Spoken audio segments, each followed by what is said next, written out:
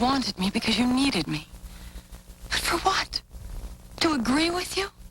When in my soul I know that you're wrong? Please welcome the legendary, gorgeous Linda Evans.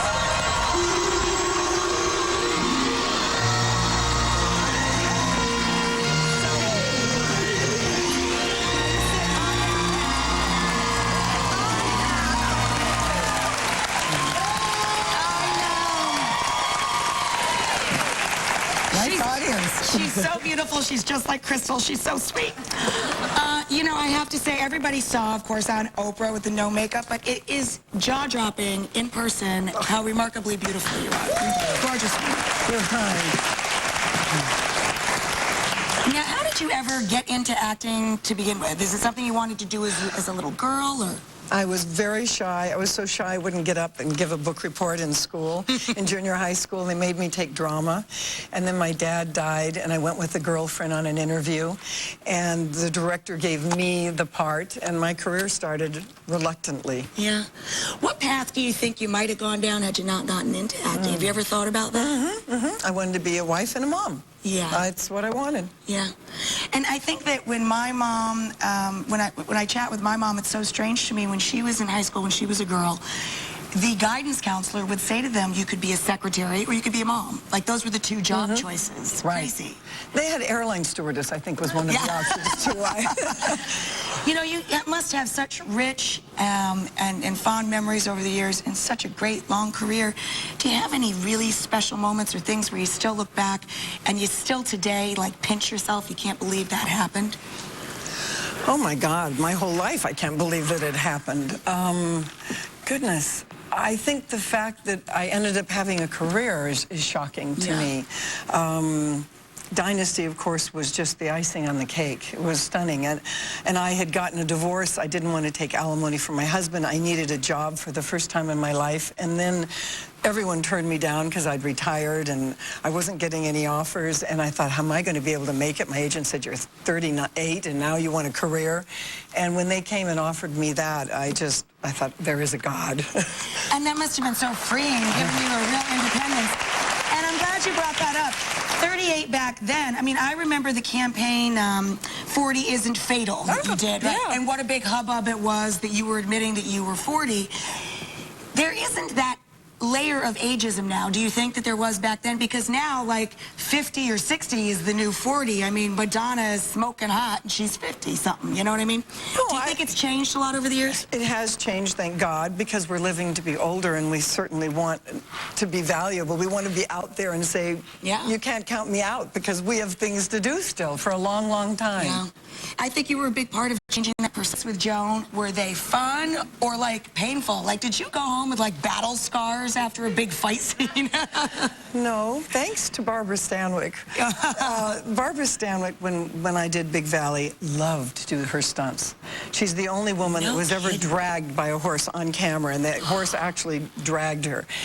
She loved it, so they would say to me, she called me Audra. She said, Audra, we're doing the burning building. Do you want to do it? I go, sure. Because if we did it together, or we did the runaway buggy, they could film us differently. So she was really thrilled to do stunts. So when it came time to do Dynasty, and they discussed we would do a fight, I said, I can do a fight. I'll tell you all the tricks that I've learned over the years. I loved fabulous. it. Yeah, I love knowing that, right? And isn't that just who you imagined Barbara Stanwyck to be in real life? Oh, yeah. She was a tiger. She was out there kicking some butt. Yeah, that's it. Do you remember how you got each of those parts? How Big Valley happened? Well, you told us about the Big Valley. Big Valley was kind of awkward. I went in actually to do a film, do a reading for a film called The Glory Guys.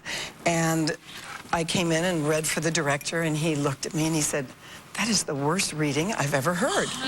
And I went, whoops, okay, thank you. And I got up to go, and he said, but you have a quality. And I went, yeah. He said, let me give you another script we're doing called The Big Valley. Read it. And he ended up working with me on it, and they tested me with Lee Majors, and the rest is history. Isn't that great? Yeah. And women in a Western, you know? I mean, it's a pretty edgy, cool thing. I mean, you guys were out there doing stunts and doing the things the boys were doing. That's huge. That's a big deal. Yeah. And you know, is it true, you would probably know, that they're making Big Valley and Dynasty into movies? Yes. If Big you- screen movies. I heard that Jessica Lange is going to be in the Big Valley one. Yes, she's starring as Barbara Stanwyck's character, Victoria Unbelievable. Barkley, and I believe Lee Majors has a part in it, and he plays his own father, I think. In it. I know, it's beautiful. And the Dynasty one is going to be like a prequel, right? I believe Alexis and Blake are going to give you a little past history. I know, right? I'm curious like too. a popcorn. We could go together. Wouldn't that be trippy? You show up at the movie theater, you're sitting next to Linda Evans at the Dynasty movie. Date. We have a date. So, tomorrow night, there's a very series of TV, and it sort of snapshots everything from, like, Star Trek to Big Valley, basically, and you are part of this. And crime drama, and PBS does a thing on kids shows. I'm telling you something, I saw this DVD, I was riveted. They go into the creators of it, the vision behind it. They do interviews. They do interviews with the stars, your favorite people that you loved at that time, telling you things you never knew, what happened during the show, how they almost were on the show. I mean, the details. Einstein had a favorite kids show that he used to watch. I mean, there's this detail, there's information there. And I was that's what I riveted. love about PBS, and we all have to be really vigilant in keeping this alive, because that's where you see quality entertainment like that. Well, It really is. And you know, we have to support it. That's what the P stands for, us. Let's take a look at a little clip that Linda brought with her. Check it out. Stanwyck took Evans under her wing, and the two became lifelong friends. Well, you know, it was almost as if she thought of me as her daughter. Audra was her daughter.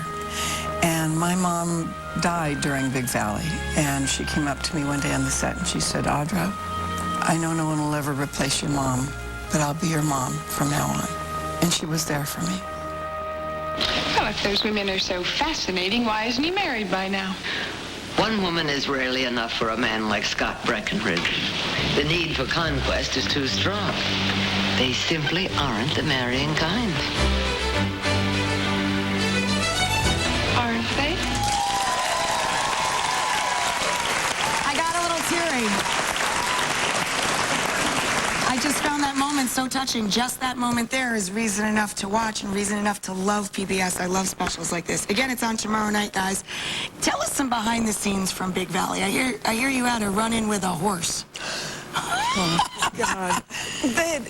They'd shoot things, and people would come on the set, and we had one scene where Audra falls down on the ground, and there's a stallion, and he's kind of out of control, and they have it coming around me, and clearly they can't shoot me with the stallion kind of putting its hooves around me. Because the horse would be there. Yeah, so they get a man with 2 horse hooves in his hand with sticks on the end of it, and I'm on the ground, and the director says, now action, and this man's going like this, and I'm supposed to go, oh, I mean, it was just one of the most embarrassing things, and I see it, I just cringe. I just cringe. Imagine that guy. Imagine that guy. The end of work that day, he goes down to the corner bar and he's like, man, I had a rough day. What'd you do? Actually, I went at Linda Evans with a couple of hooves. What a great day that was for him, though. You know, I wanted to talk a little bit because you've been, you know, a star through all these different images and times and public perceptions of women.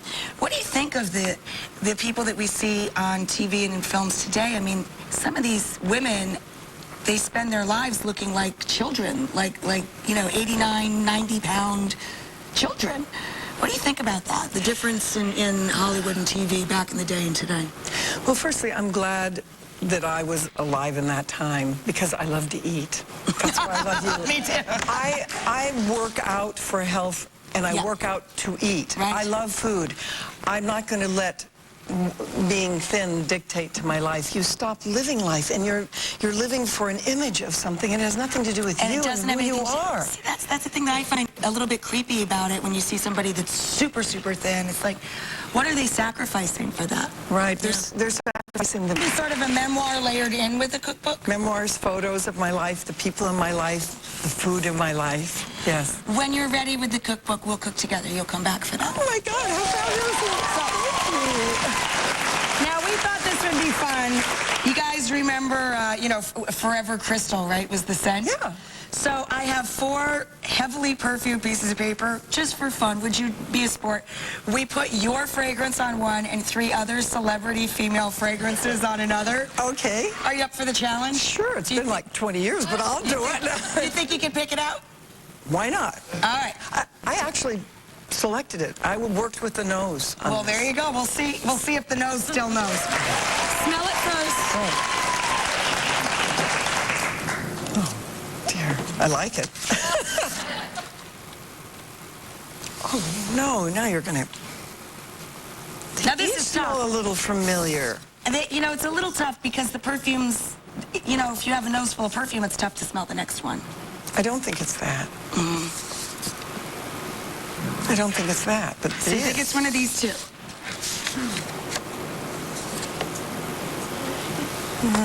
Look at how riveted everybody is. I think it's this. You think it's this? I like it. Well, you really like Rihanna's perfume, too. Okay, was this the other one? I think you put the other one right there, actually. Oh, that, no. you were right. Oh, Pretty good. Not bad. Hey, listen, do you have a specialty? Do you have one thing that you're known for, one dish in the kitchen that you're really known for? actually, no. You just love cooking everything. I love to cook the thing that the person I'm cooking for loves. That is my favorite thing in the world. Everybody asks me all the time, what's my favorite thing to cook? And I say it depends on who you're cooking for. You're just trying to make them happy. Okay. My God, we're best friends. That's it. That's the look it. on their face when they You eat want the that thing look. up and you made it. It's like picking out the perfect present. You want the person to take a bite and go, Yes. That's it. it's That's it. great. Yeah. It's great. I can't wait for her to come back and cook with us. But guys, here's a reminder. The Pioneers of Television airs tomorrow, 8 p.m. on PBS. We'll be right back.